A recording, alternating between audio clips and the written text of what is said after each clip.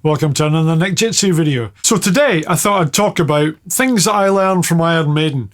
Mrs. Edna Scrobes of 23 Acacia Avenue is away on holiday, so I can pretty much do what I like. So I thought I'd show you how I accidentally learned guitar from scratch using the medium of Iron Maiden. And this all ties neatly into a course that I've just written that should be out in a few days that is called Gig Ready Guitar, and it does exactly what it says on the tin.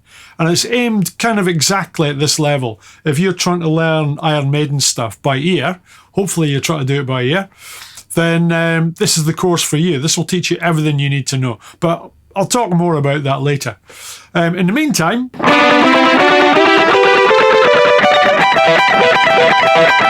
Oh yeah! Who are you?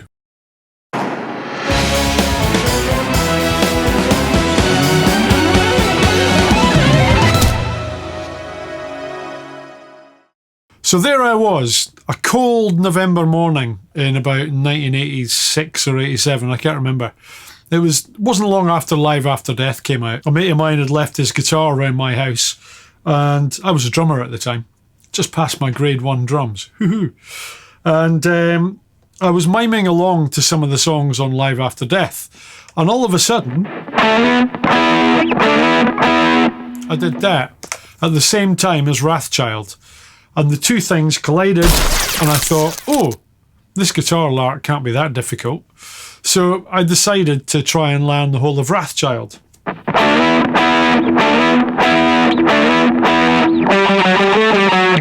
Like that, all with one finger. I'll get to that later. Now, what I figured out was rudimentary power chords by just playing A and D, B and E. I know I can hear you all screaming at the screen now going, that's not a power chord. I know. I'm not going to show you a bunch of Iron Maiden licks. I'm going to explain to you the process that I went through to learn Iron Maiden stuff. Because I learned it from the record. Not from books, not from tabs. There was no internet at the time. The best you could get was you'd go into a music shop and you'd get an Iron Maiden book that had the piano score with the words underneath and rudimentary kind of like chords over the top. So Run to the Hills, I remember learning that from that book, was...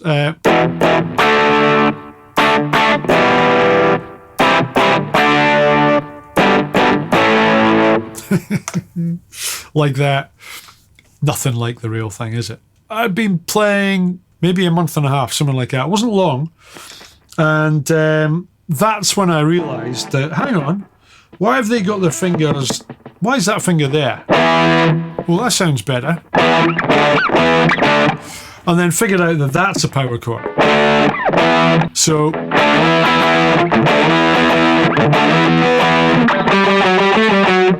and then saw them using more than one finger. If you take all the songs on Live After Death, if we look at Running Free, if we think of that one.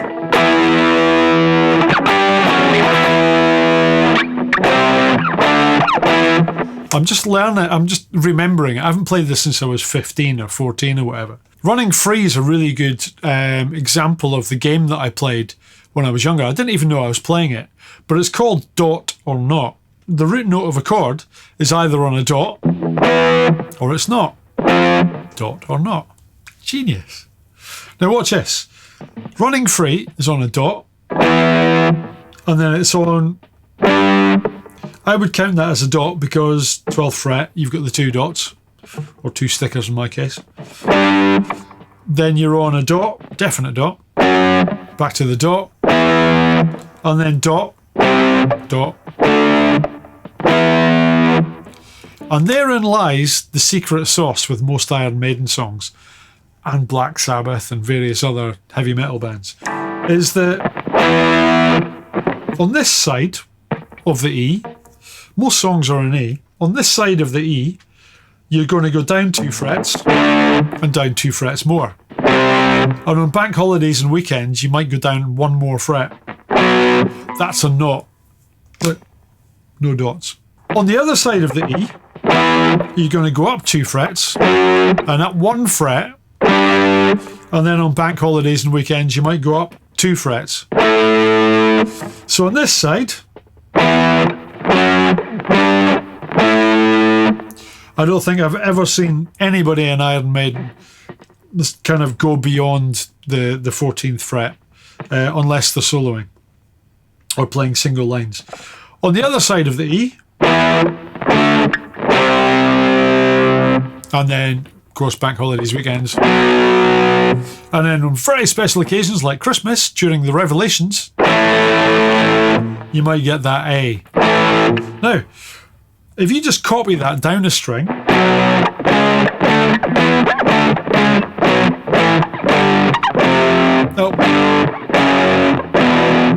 then it kind of works if you go down a string in A minor. So it's the same rules apply. You go down 2 frets, 2 frets, 2 frets, and then you go up 1 fret, half a fret, half a fret. So you go up 2 frets, 1 fret. So there you go. You've now got the formula for working out pretty much every Iron Maiden stroke Iron Maiden type song. How many times have you heard that?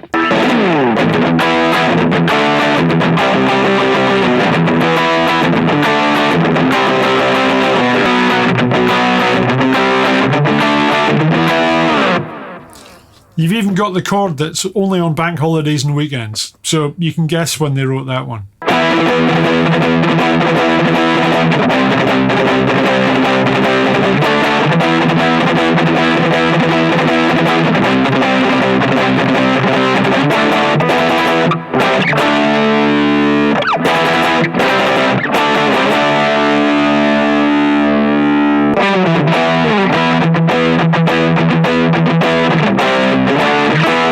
Of course, you got the trooper. Sometimes, instead of going up to that G there, which is how I thought it was played originally,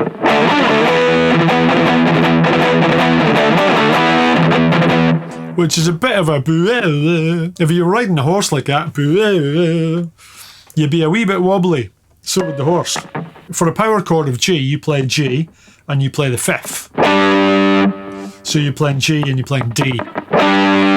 So all the Iron Maiden do is they take that and put it on the D string. You can also do power chords on the D string. So you get that instead of like that. Nice and precise.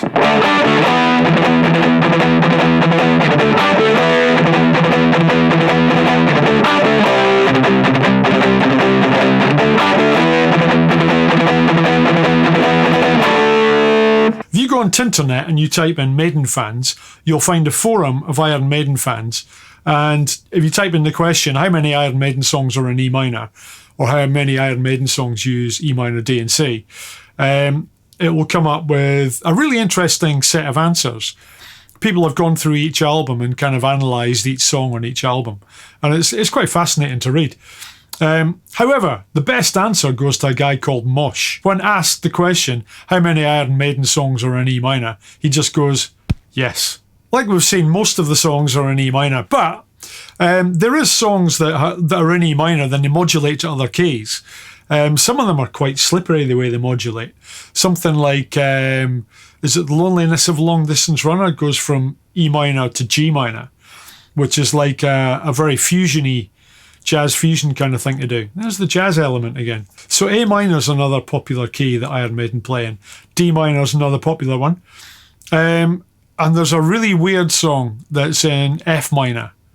I can't remember what it's called, but I feel like I played it before. As well as doing lots of power chords, you'll find lots and lots of really interesting open chords.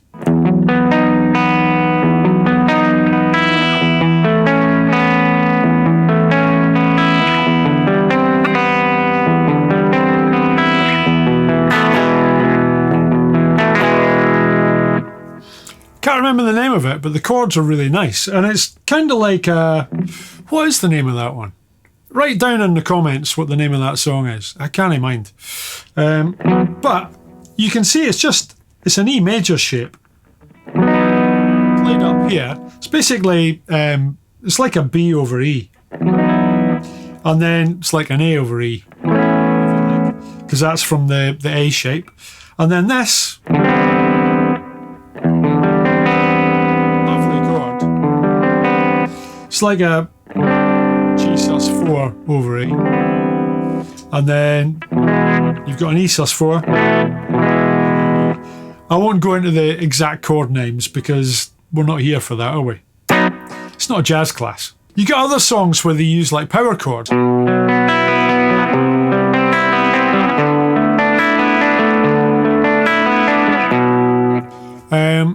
And again, I can't remember what that one is either. Oh, I think that's the beginning of Murders in the Rue Morgue. There's been a murder. That almost taught me scales. Because if you play that linearly, then that's what you get. The first lead line I worked out was the little theme in Wrathchild with one finger. About 2 weeks later, I was in a music shop in Dundee, and this is very typical. I was watching a kid playing, and he was using, up until that point, I thought everything was done with one finger. The trooper, I worked out all the notes, and I could not get my head round how they played it that fast. You know, that kind of speed with one finger. So anyway, I saw this kid playing, and he was using 2 fingers, sometimes 3, and he was going across the strings. And I thought, wow, that's amazing. So I went up to him and said, all right, pal, how do you do that? That's absolutely incredible. Can you show me? And in typical 80s guitarist fashion, he went, F off. So we use the big kind of running freestyle framework, and let's convert it just to single notes. So we just play the root notes of the chords. We'll have E, we'll have F sharp, G, A. And we didn't go any further than A, remember, when we went up this way. But if we go down the way, we've got A, we had it down here. Remember, special occasions, bank holidays and weekends, we got B. And then up from that, semitone up from that, we got C, which is really hard to say with a Scottish accent. And then we got D, and then we're back to E again. Now, if we do it the opposite way around, don't forget that if you play a note here, 12 frets up is the same note. It's just an octave above. So that's why you've got 2 dots, 12 frets up. On my course, I tell you all the names of the notes, so you don't have to worry. Buy the course. So what we do is we go E, F sharp, G, A, and then B, same as that one, and then C, same as that one, D, and then we're back to E again. If we do that as a scale, you basically end up with this pattern.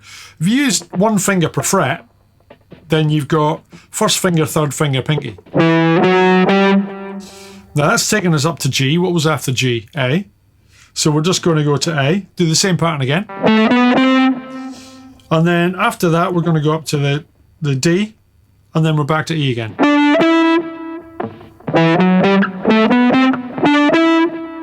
So no matter what note we start on, whatever key we're in, if we were in the key of A, we've got to find an A. Let's look for A on the bottom string.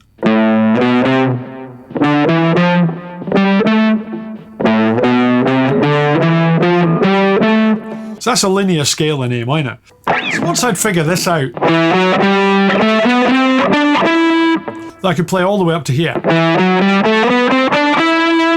So I had a scale to work with. So when it came time to learn the rest of Hallowed Be Thy Name,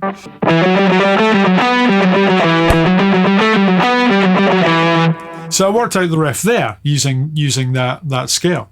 I can feel you all screaming at me right now. That's not how you play it. I do know how to play it properly.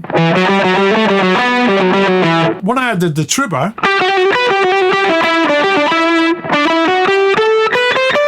I kind of found this part of the scale, joined that on. That's an E minor scale. So that position, and you can take that, that's E, and if you look at the pattern that's being created, you're using this first finger, third finger, pinky, and then your first finger and just next finger, third finger. You start on any E, that's E, 12th fret on the bottom string, you get exactly the same thing. Now if I add that to little bits of Phantom of the Opera or Hallowed Be Thy Name, then I end up with the rest of the scale. So I actually discovered minor scales without even knowing there were minor scales. So there you go, there's two of the most used scale shapes. Not necessarily scales, because they do play in different keys.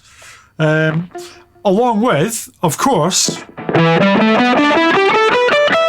shape 1 pentatonic. That's probably the most used scale that they use, especially in the early days. Now, I used to play it like half pentatonic and then half minor. Like that. That's what I thought the scale actually was. Don't tell anybody. They'll think I'm weird. Hallowed Be Thy Name, when I learned that one, that taught me...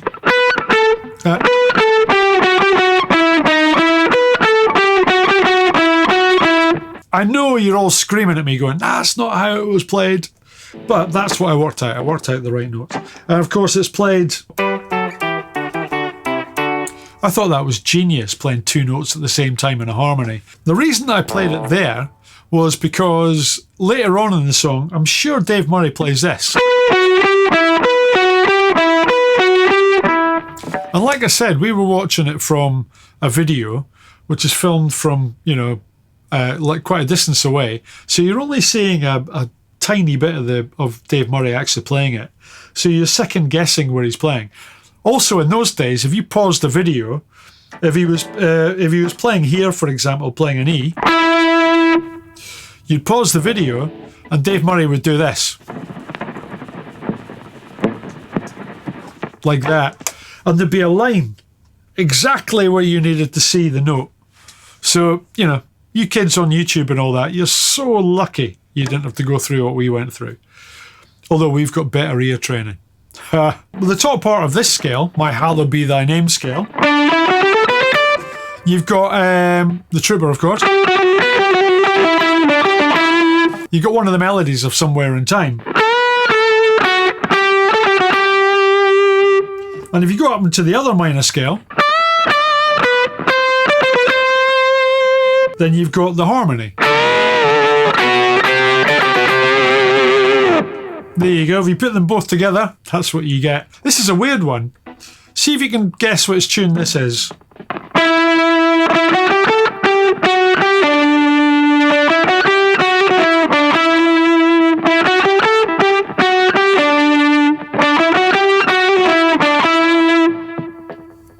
Now see if you can get this one.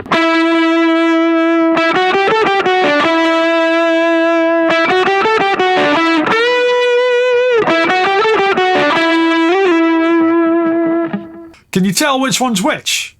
They're both from the Somewhere in Time album. One is Alexander the Great, and the other one is The Loneliness of the Longest Song Title. Yeah, they're very, very similar, aren't they? So in playing Hallowed Be Thy Name wrong,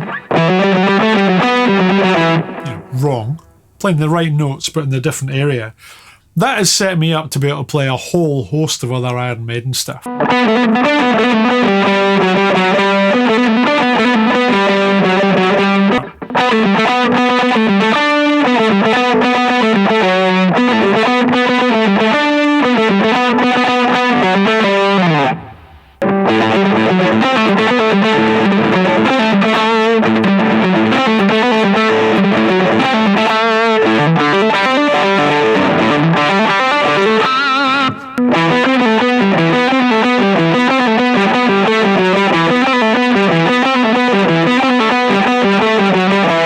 If you're a beginner at this kind of stuff, then the best thing to practice to get these kind of things under your fingers is sequences.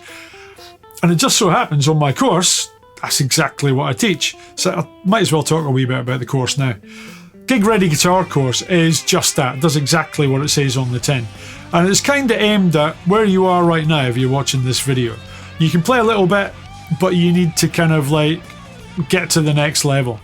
And on the course, I do go through some of the basics like G, C's and D's and all that kind of thing. But then how to convert them into power chords, how to convert them into bar chords. Teach you the names of the notes on the neck. I also go over the techniques of bending, vibrato scales, soloing ideas, chords, rhythms, tapping, and pretty much everything you need to learn any song. There's also tips to overcome stage fright and anxiety. The goal is not just to get you playing songs, but to get you performing them with confidence. Check out the links in the description below, all that kind of thing. Tell your friends all about the Gig Ready Guitar course. And there'll be more courses to follow once I get the next Perfect Beasts album out of pre-production. Hooray! What was I talking about? Oh yeah, so when I started learning the solo in the tuba, I was surprised to learn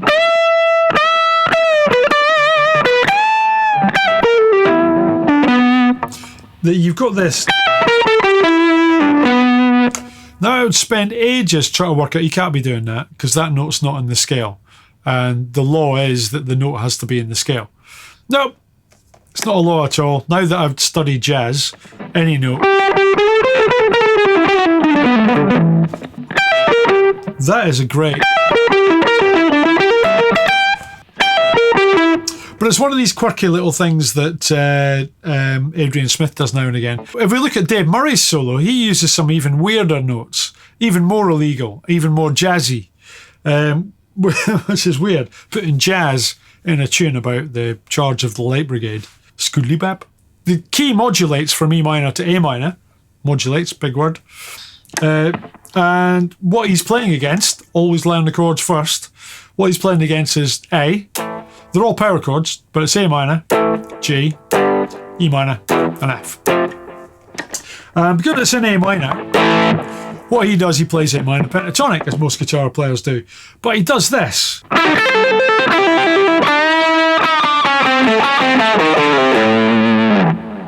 Now that's a weird kind of lick. What he's doing is he's playing out of the A minor pentatonic scale. You know, top two strings. Now when he comes to here, he bends up.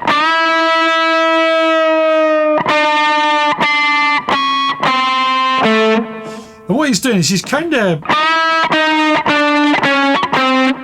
sounds like he's playing a chromatic scale. Does to me anyway. He comes back down to this note, the A. Comes back up. Now he repeats these two notes. Now this is weird because this is an A minor scale. This is an A minor chord that he's playing over. He's playing an A minor pentatonic.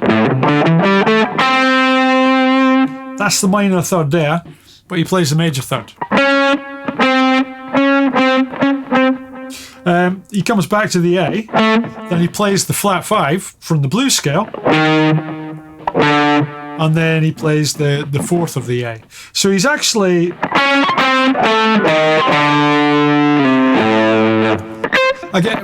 Again, you can go and look at any number of people that have done accurate transcriptions of these solos.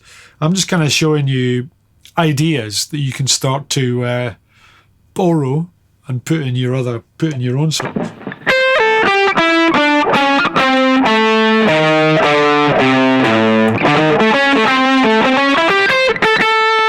I want to write a song about the charge of the Light Brigade. And as if that wasn't enough, he also breaks all rules of music by doing this lick.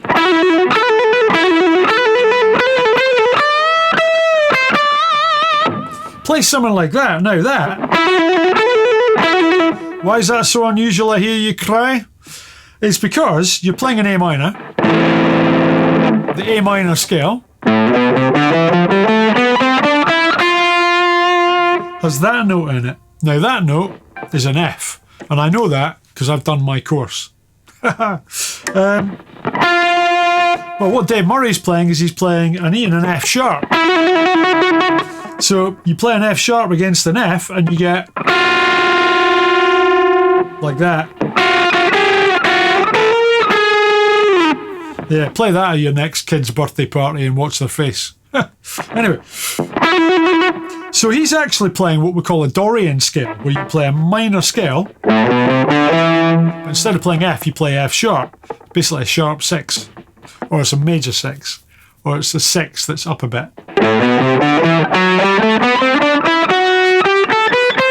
You get that scale now. Why is that controversial, I hear you cry? Well, because of the chords.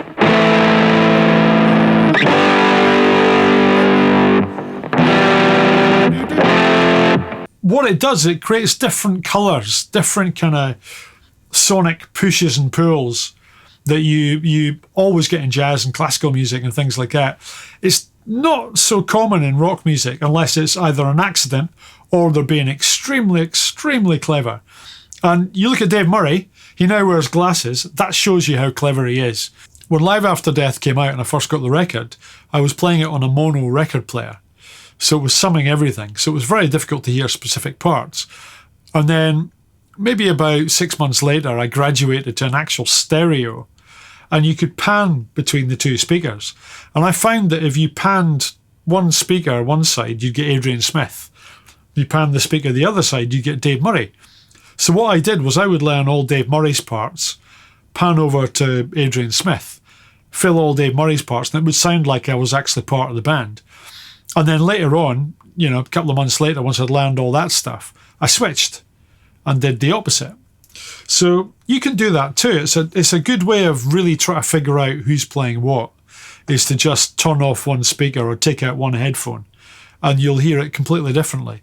One of the major things that I learned from Iron Maiden, not directly, funnily enough, but there's a heavy classical influence in the way that they put together their songs. They're very compositionally aware.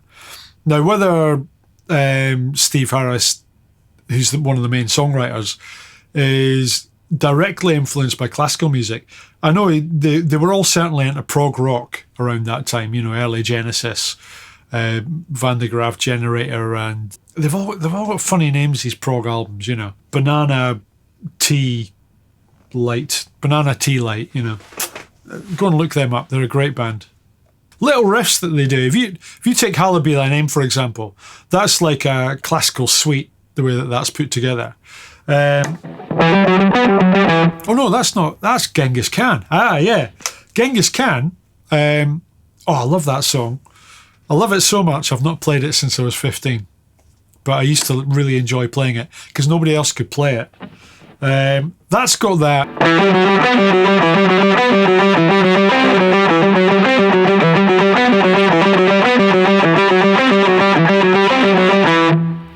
So there's a challenge for you.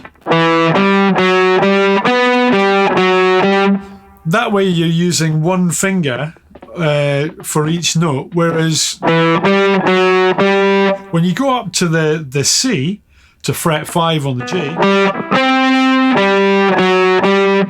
you're actually having to roll the pinky across. Part of becoming a really good guitar player is actually taking a piece of music and kind of inventing your own exercises with it to kind of stretch yourself a little bit more. If you make something slightly harder, then when you come back to what you should actually be playing, it's actually quite easy. So if I take an exercise like this, what I'm going to do is the top note, I'm going to change the top note. I'm going to play the B, the C, and the D.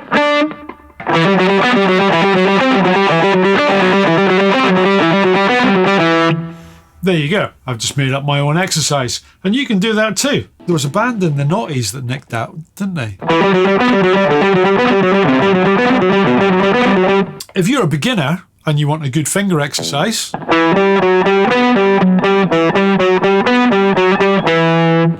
then you can start with that part of Genghis Khan. If you're an advanced player, you can try this. Now, this is like a Paganini style thing.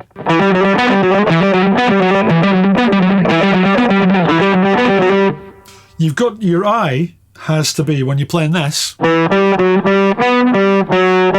my eye is all so that my first finger goes straight there.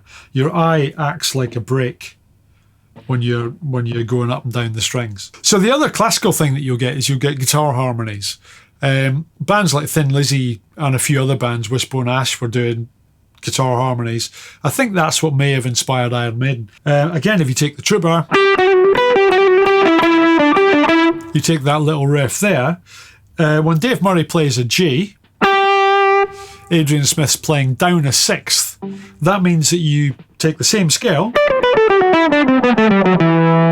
the little E minor, or if you prefer, I know some people will be going, it's a B Phrygian shape. Yes, I know it's a B Phrygian shape. So 1, 2, 3, 4, 5, 6. He's playing a B. So if you put them together,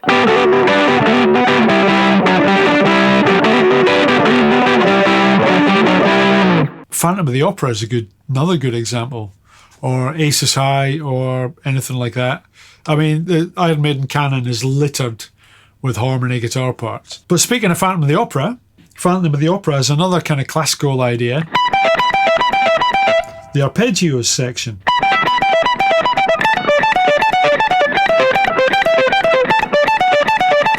Where I think it's Dave Murray plays E minor. Could be Adrian Smith, I don't know. Can't remember that far back. But you're playing E minor, D major, C major. So there's also harmony that goes on underneath that.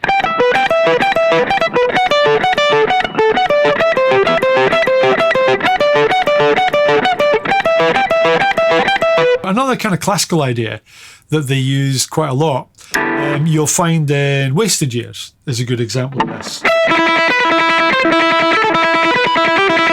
And that's the pedal tone. What you're playing is you're playing an E, then you've got an E, open E, that sits underneath all the other notes. So again, it's that linear scale.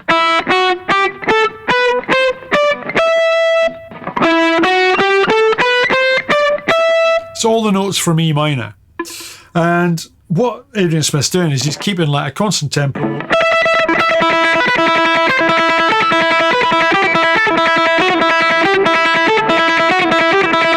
Like that.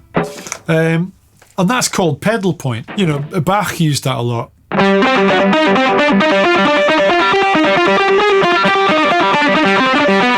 know, that kind of thing.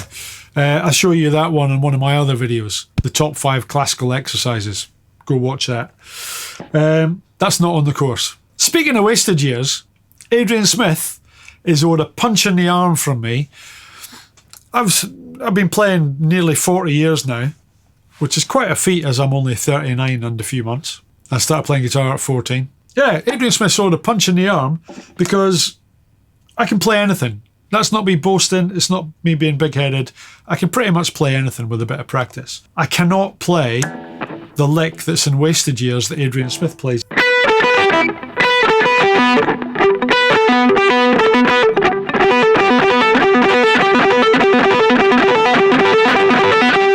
There you go. I just find that really awkward. He puts an open B in between the A and the G.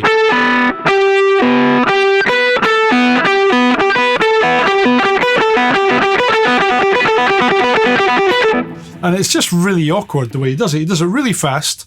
He does it like a true pro. He's not even looking half the time. And then he goes into something else. And then he does it again up here. But it's the same pattern. That's the cool thing.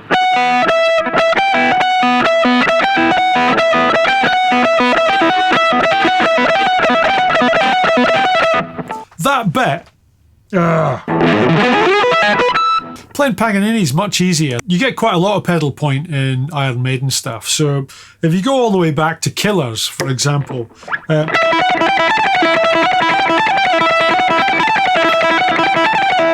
you get that kind of thing. That's just, again, it's always using it's pretty much always in E minor, with one exception.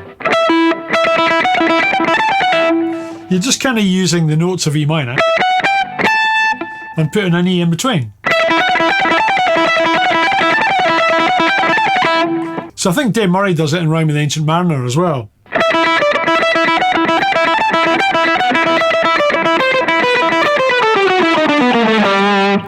It might be him because it's got that weird kind of scale that comes down the way.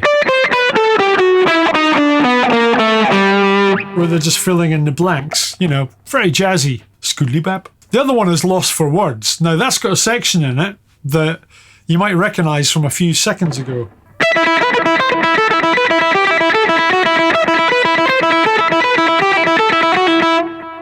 So that's in triplets. 1, 2, 3. 1, 2, 3, 1, 2, 3, 1, 2, 3, like that. So, oh, I'm nearly doing it. I'm nearly doing it. Did you see what happened? If I do that in fours instead of triplets.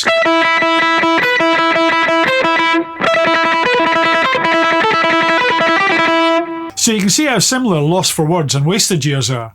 Who wrote them? Who came up with them? Was it Adrian Smiths that came up with both? In the actual riff of Lost for Words, you've also got pedal point. You're pedaling between that open A, and you're playing A, G, F sharp, E, and then a C and a B, I think.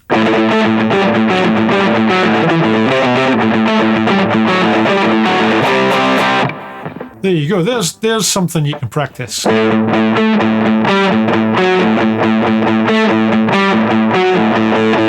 Just to get the feel of playing between two strings, because you're going down, down, up, down, up.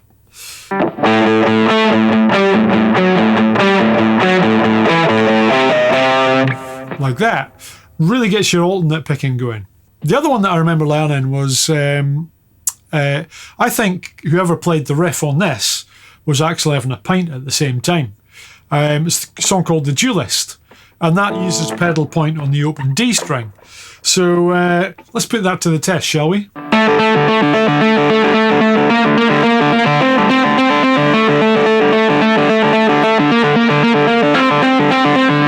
Yep, he definitely did that while he was having a pint. Or he could have been having fine water from the Rioja region in Spain. Talking about classical music, if you listen to The Duelist, there's a great little kind of counterpoint, a whole kind of classical section sitting there.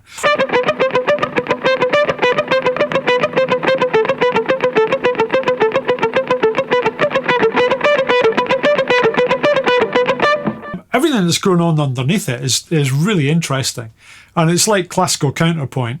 Again, it's another part of Iron Maiden actually making a song fit. Everything sounds like the way it should, you know, the kind of counterpoint thing that you'd get in the time of the swashbuckling stabby people, you know, with big frilly shirts on. So the great little exercises to kind of pick up your speed, that kind of thing.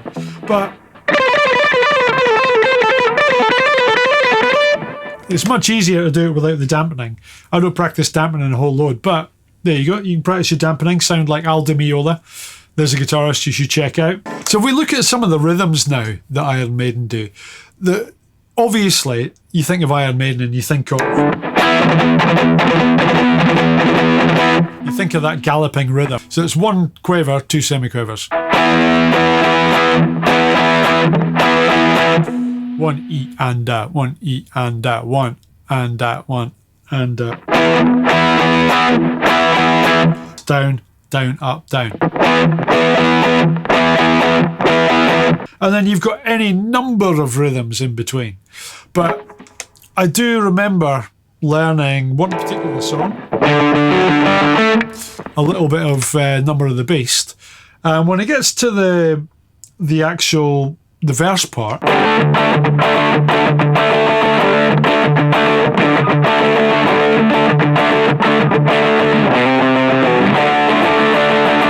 from watching videos when I was a kid, they played it all downstrokes.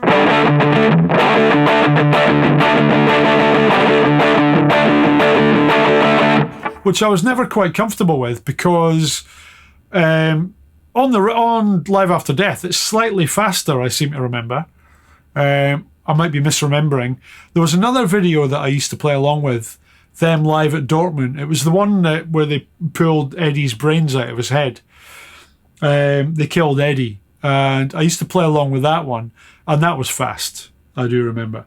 But I couldn't keep up, so I kind of came up with by doing the alternate picking like that. And There's a wee trick to getting the rhythm right, because what you're doing is you're doing like you've kind of got this D and G going on. The G hammers onto the A, then you play a D, and then you're playing a power chord of D, and you're alternating between a single note of D and the power chord. But to get the ups and downs right, you've got to basically think of a teetotal vegan's nightmare shopping list. Goes like this: haggis, cheese, sausage, wine, and chicken burger. Here we go. 1, 2, 3, 4. Haggis, cheese, sausage, wine, chicken burger. That's the rhythm of the chords here. 1, 2, 3, 4. Haggis, cheese, sausage, wine, chicken burger. Haggis, cheese, sausage, wine, chicken burger. Haggis, cheese, sausage, wine, chicken burger. That also helped me with things like this tune. What's the name of it?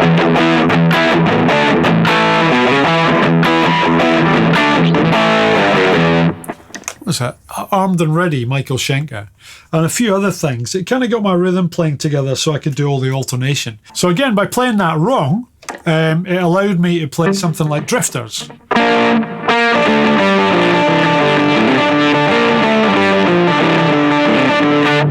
Something like that. Now that's pretty tricky. That's a really good workout for the right hand.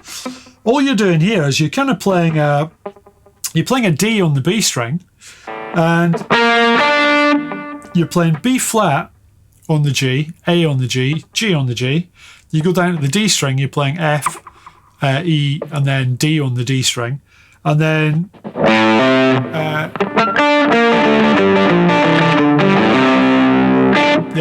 and then you play the open A. You hammer onto the C, and then you play the D on the B string again. Then you play the D on the D string, and back to the D on the B string again. We go back to the pedal point thing, but it's the opposite way around. Every note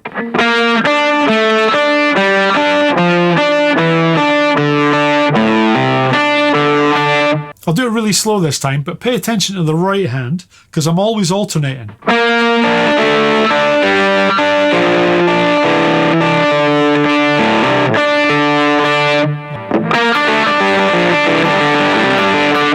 There you go. I've got a habit of always doing the G instead of the D string. So if I run into a problem where I can't do something, what I'll do is I'll do it slowly. And I'll isolate the problem. So I keep doing that. So you find when you practice something, if you keep making a mistake, if you make a mistake more than twice or 3 times, then you're creating a habit. So you've got to break that habit. So I'll just pick the bit where it goes wrong. And I'll focus on that bit for a while.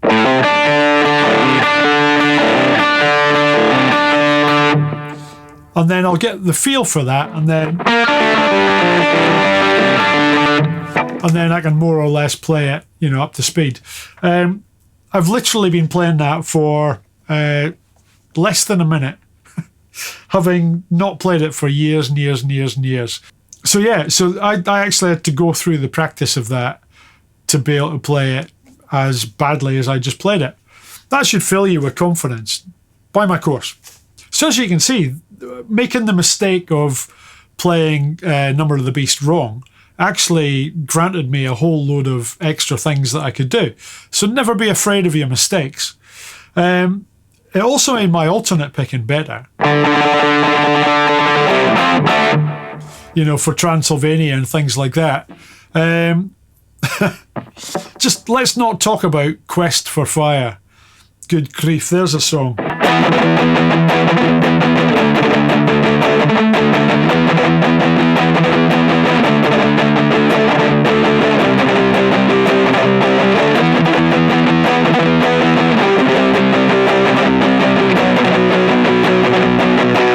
Good grief, feels like I've got arms like Popeye playing that. There's one. that I remember playing when I was younger, and I always find it really difficult to get to the end of it, and my arm is throbbing right now because I've not played it for years and years. Probably played it wrong, but didn't mind that. The secret that I learned to that, when you do the normal strums, now it's based on triplets, 1 2 3 1 2 3 1 2 3 1 2 3. The second triplet is a da da. So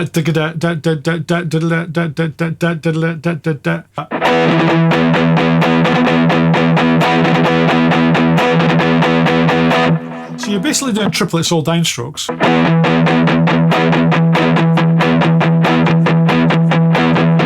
And you're just coming up on one of them.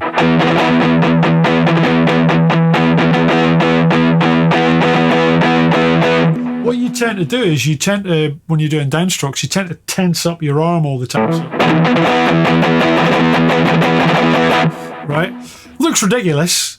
And, if you squeeze the wrong muscles, the wrong things can happen. The secret is try and relax your arm as much as possible. If you're going to tense it on the da-da, on the down and up, and then try and keep it as relaxed as possible for the rest of it.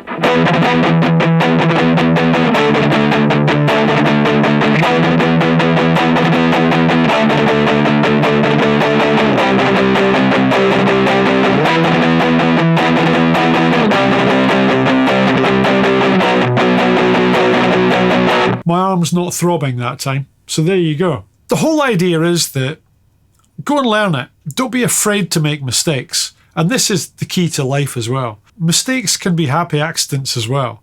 Because the amount of things like not playing Hallowed Be Thy Name in the right place. That little finger exercise has, playing Paganini or playing Bach or Mozart or something like that, has got my fingers in the right position and has given me the dexterity to move on to the next thing. So looking at it now, I've been playing for 40 years nearly and done thousands and thousands of gigs, been on various albums, like the new one, have a guitar course out, which don't know if I've mentioned yet, but you'll buy it or I'll turn up to your house and detune one of your strings and not tell you which one. So what have I really learned from Iron Maiden? What do I owe them? Well, I play guitar because of Iron Maiden. I still, like I said, play power chords like that because Dave Murray does. I still do certain things because he does, I've got a burn on my finger. Never told you that story because I thought when he was playing Aces High on the actual video that I saw on Top of the Pops, gets to that bit when he's playing that and his fingers are flailing all over the place, and I thought, oh, that's how you play fast. Your fingers have to move as far away from the fretboard as possible. So I would spend hours not quite far enough, try to get my fingers as far away as possible. Then about 9 months into my guitar playing, I took lessons and remember, this is a different time, so don't blame anyone. But when he was showing me scales, he showed me a major scale and a minor scale. And I'd be practicing my scales and doing like little finger exercises. All that kind of thing. See how my fingers are quite close to the fretboard now? When I started lessons, I was flailing my fingers everywhere. And he said, look, I'll sort that out in 2 minutes. And he got out a lighter and he put it there. I said, right, imagine you're covered in petrol. Now do that exercise again. My finger came up and got burned by the lighter. The burn mark is still on that. Still there. Remember, this was a different time, but immediately I learned, keep your fingers close to the fretboard, especially if you're covered in petrol. So Dave Murray, keep your fingers closer to the fretboard. So yeah, thank you, Iron Maiden.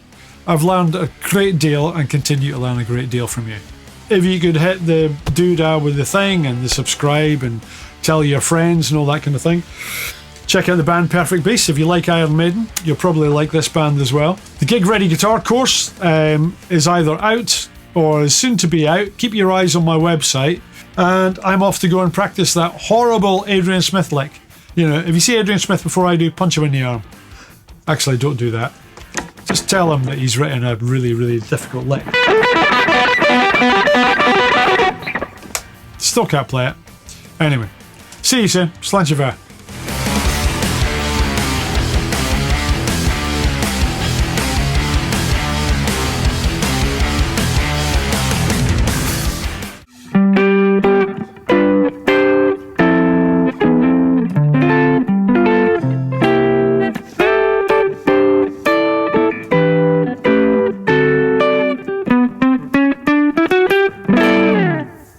I bet that's how Dave Murray actually plays Run to the Hills when nobody's watching. Scoodly bap.